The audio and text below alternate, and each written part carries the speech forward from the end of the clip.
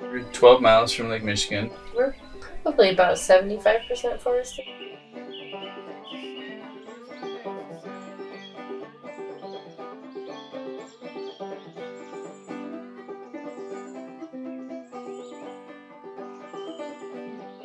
Farming is quite intensive. I don't know how people do it by themselves.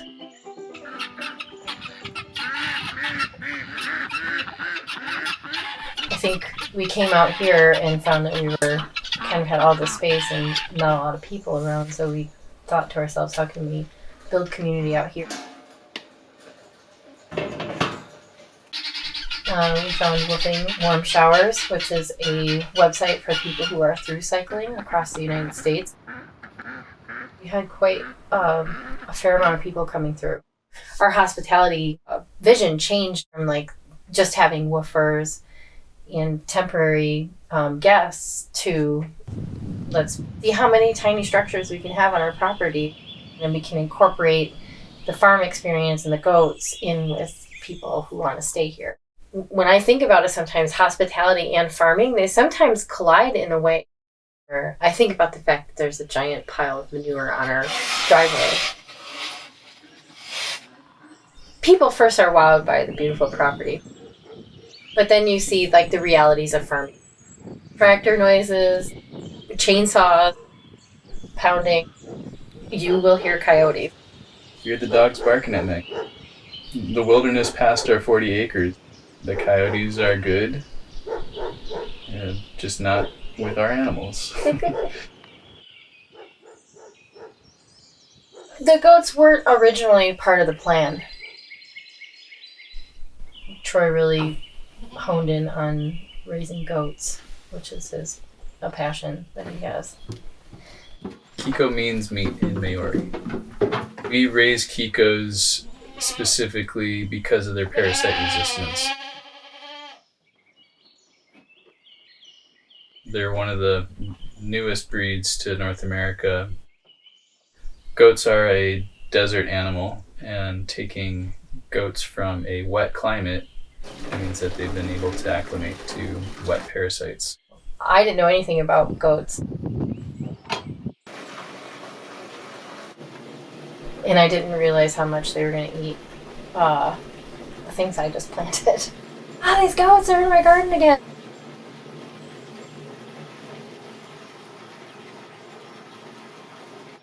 They clear a lot of brush, and we use, their poop to fertilize our garden because everything out here is sand. So there's a lot of things we couldn't grow if we weren't fertilizing.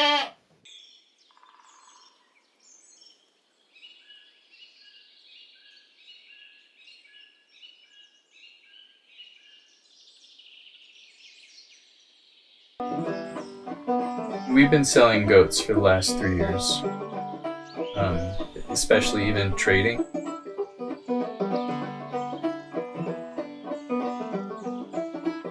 About half of our fencing we've done in exchange for goats.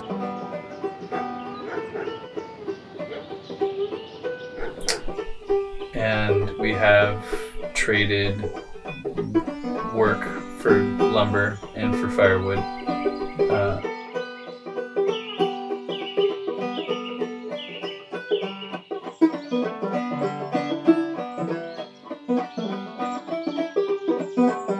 Because we are limited on our grasses, we do feed our goats a lot of treetops. They will strip all the bark off, which is a big source of minerals.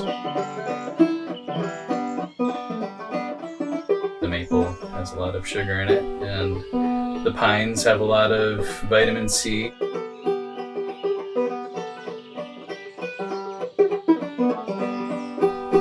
I'll select trees that are hogging up the sunlight or that just are already on their way out. And harvest them when they have their full coverage and cut them down so that the goats can clean up.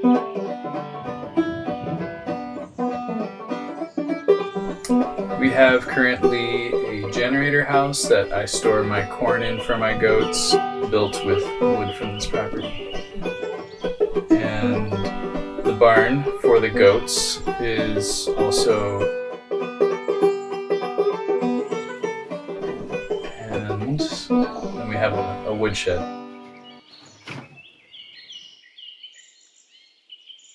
The future, this next year coming up, another goat barn, not as big, but the same kind of plan where the hay will be able to be stored up top. And then another storage barn. So 2 big projects in the horizon. All with wood milled from our property.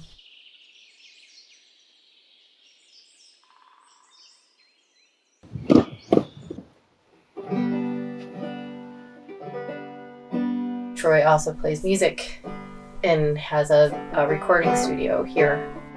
I have studied old-time music for about 8 years now, 10 years.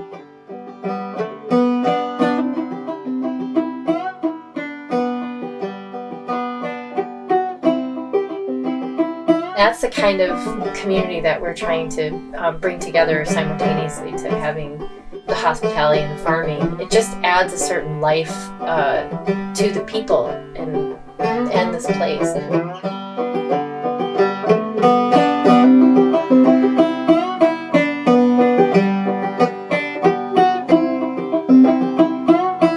People can come here times when they want to feel more creative, or they come here, they can stay in a tiny house and then they can record music, record songs. The things that we have kind of trial and error through, we could tell that wasn't the direction that we should go into. The hospitality feels so second nature to me. And in the same regard for Troy, music is just something that's very natural to him. This is what he does. And it feels like a nice flow into that part of our future.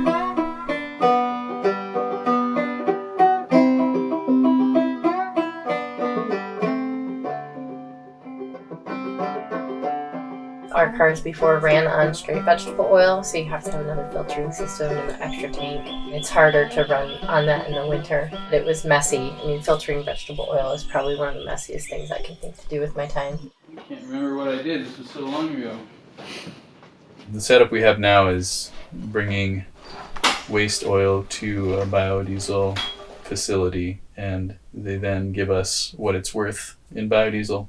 Yeah, just swap it out. We swap out our totes. 2008 was the first vehicle that we converted. Me, my brother, and sister were playing in a band together, and we bought a van, a diesel van, and converted it. We drove all over the country without any concerns about prices, collecting waste and turning it into something of a product for myself. I don't know, competing against ExxonMobil, that's kind of egotistical in a way, but it felt really good. And we collect from a big music festival very close to our home. On average, we've gotten about 2,000 gallons from 2 weekends, which easily sustains our yearly demand. So it's really beneficial for us. I think people are really genuinely inspired or encouraged by the fact that we can run all of our vehicles on biodiesel. it taps into where people are trying to explore in their own life. How can we be more, conscious of how we're living our lives and what we're doing to the environment? I think that you have to be weird and out of the norm and try and just stumbling upon like how to make it work. Like, you have to be really creative. Yes.